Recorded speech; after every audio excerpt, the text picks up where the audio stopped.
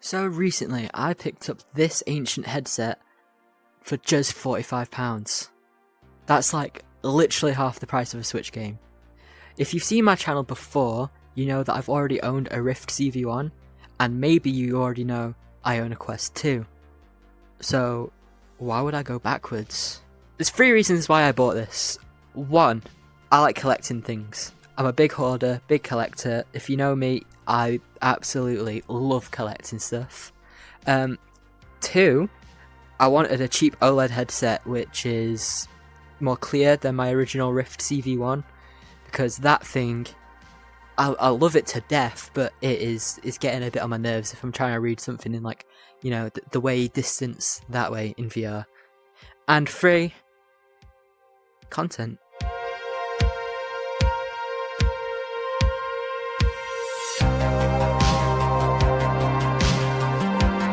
So when I got my Quest 1, it didn't come in the box, because I bought it off eBay, and you know, it's eBay, you're not going to get stuff off the box for cheap anyway. And the set, the whole VR kit, was in pretty bad condition. Gently cracked controllers, scuffs. It's a pretty used looking headset, but it makes sense. These normally go for a bit more like 60 quid, maybe 80 quid. It's like a gamble anytime you buy these. But the headset itself, it's not the worst. The headset's in the better condition than controllers. It's only got a couple dents on the front, and one of those dents was caused by me running into the wall. So, whoopsies. But it feels very premium. It has a very similar feel to the original Rift if you've ever handled one. With the fabric, it's got similar plastic, the whole lot. And I've noticed these controllers are like the Rift's controllers and the Quest 2's weird cousin. It has a missing capacitive touch sensor for your thumbs to rest on, meaning you have to rest your thumbs on the buttons, or the thumbsticks, which do have capacitive touch sensors. But like, honestly though, after like an hour, completely forgot about it, I didn't mind it at all. It takes some getting used to if you're coming from a Rift, or if you're on OLED and you're coming from like a Quest 2 or something, you know? And when I put the headset on for the first time, I was met with a setup screen. I was like, yeah, this is gonna be easy. This is no fuss at all. But that's when the problems began. Trying to set up with the latest Oculus app was impossible. You can't do it. It got just stuck on this screen where it says it's updating, which it's not updating. So after some browsing on the internet, like looking through Reddit and crap, I found out you need an older version of the app.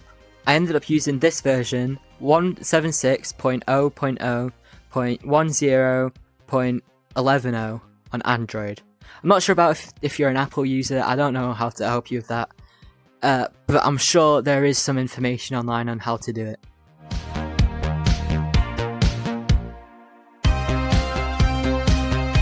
So specs wise, this is what we've got. We've got that Snapdragon. We're looking at 1440 by 1600 per eye. Quick maths, that's obviously lower than the Quest 2's, which is 1832 by 1920 per eye.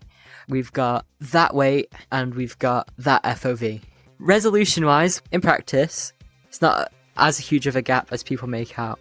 You're still getting a pretty clear picture. First thing that actually hit me when I put this thing on is them OLEDs. We're talking proper black, like I'm actually in Tanglewood Drive in Phasmophobia levels of blacks. I'm not even in there, I'm hearing noises.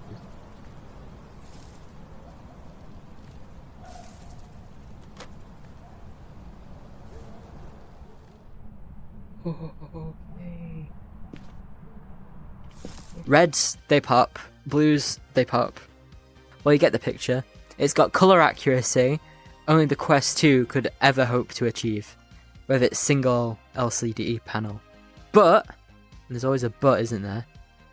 Those pretty colours, they come at a price.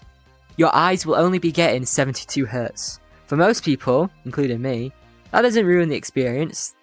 But if you're one of those poor souls who gets motion sick, like when sat in a car, or just to low refresh rates in general, yeah, this may mess with you a bit.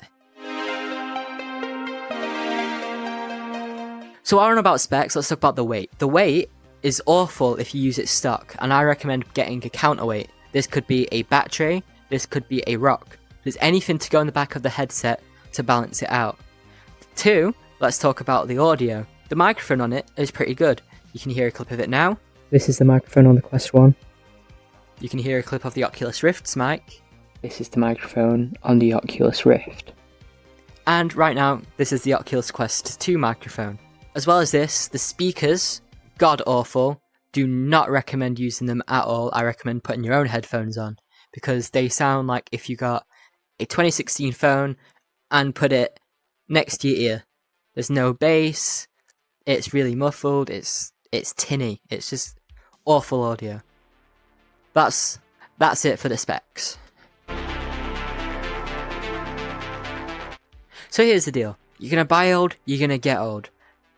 Most newer games and apps are just not gonna work with this thing at all. And the ones which do are usually frozen on older updates. But I find that all part of the charm, you know? It's like having a VR time capsule, as it was last updated in April 2023. And that was the time when I was really getting into VR. I had my Quest 2 for about 3 years to that point, 2 to 3 years. So this is really nostalgic for me, because that was like when I was fully experiencing VR, having the old Oculus update, the old Oculus UI, all of it. And let's take Beat Saber for example. It's stuck on update 1.37. And you know what? It's freaking Beat Saber! And it's even got the Linkin Park DLC, which is, in my opinion, an absolute W. But yeah, this game, it pushes the Oculus tracking to its limits. You can see here, this is as about fast as I can play. I'm not the best at Beat Saber.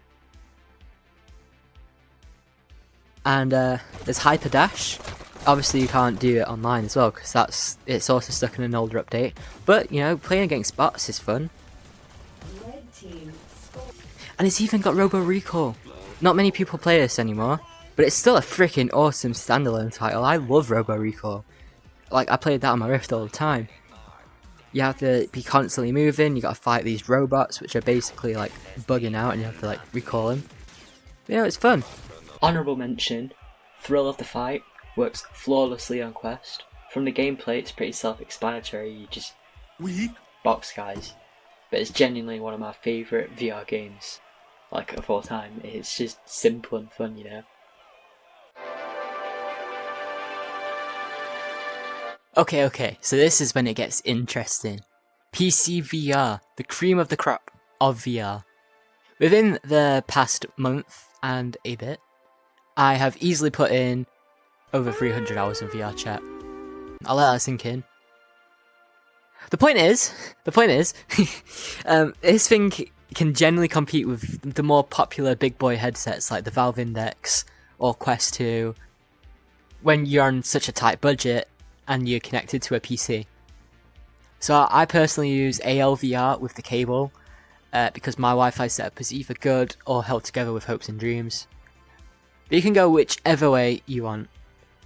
Virtual desktop, Airlink, ALVR, whatever works for you. Okay, let's talk about the good. When you plugged in, this thing cleans up nice and tidy. You obviously get access to your whole PCVR library, which is honestly the main reason to get one of these in the Big 26.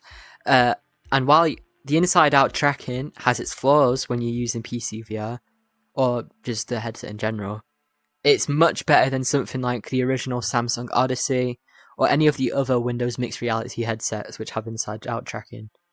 And actually, it's plenty good enough. And those OLED colours actually shine better in PCVR when they combine with actually good graphics. And even better in darker games like Phasmophobia, which I've spent way too many hours almost having heart attacks in. Oh. No. Do that. But we gotta talk about compression. If you've ever used a direct connection headset like the Rift, HTC Vive, Valve Index, or a Big Screen Beyond, anything like that where it connects directly to the PC's graphics card, you're going to notice some noticeable compression. And it's only really noticeable in like really fast motion games like No Man's Sky when you're using the Pulse engine. That gets a bit noticeable around the edges. Stuff like that. But overall, it's not too bad. Okay, look, in 2026, is this the best way to play VR? No, of course not, it's not at all. But Is it a cheap way to play PCVR wirelessly or wired? Kinda. I mean, I paid 45 quid for it and I've gotten my money's worth. It was an absolute steal for me. If you can find it for that price, go ahead. Where I'm from, personally, Quest 2s go for anywhere between 90 to 120 quid. The Quest 1 goes for anything between £40 to £80. And when I've looked at eBay compared to CEX, the Oculus Rift goes for anywhere between £40 to £60 as well. But if you're comparing it to the Quest 2, and if you've got only like 60 quid to spend, you can't afford a Quest 2, you really want to get into VR, or you just want a good cheap OLED headset like I did, or you're collecting, it's an absolute steal. And if you've got a fine enough PC, think something like a 1060 6GB with at least 4 to 6 cores for a CPU at like 2 GHz. Sure, you can easily dip your toes into PC VR without experiencing the absolute worst of VR, the Windows mixed reality headsets. Something like the Acer AH101.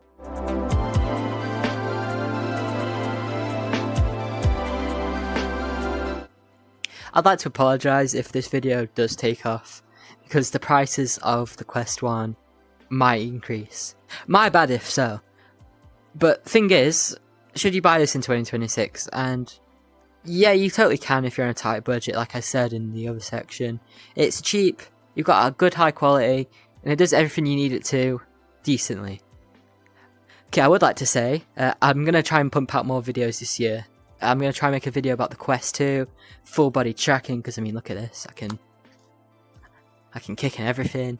Maybe a video about the iMac I've got, about my laptop, maybe even a VR chat documentary for crying out loud. But yeah, other than that, thanks for watching. Support me if you can, give me a subscription, like the video, comment below how I could improve, a whole lot. And yeah, hope you enjoyed. See ya.